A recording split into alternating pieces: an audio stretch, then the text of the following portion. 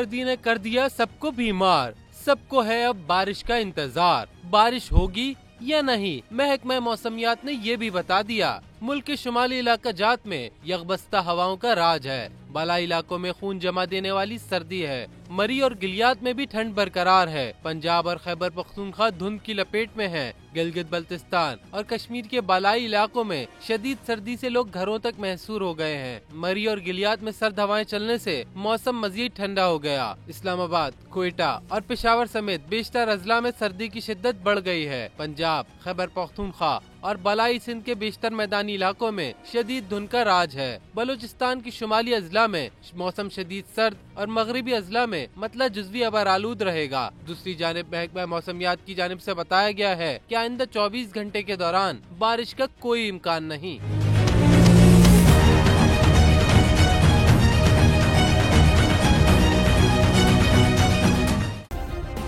Subscribe करें और bell दबाएं ताकि कोई खबर रह न जाए।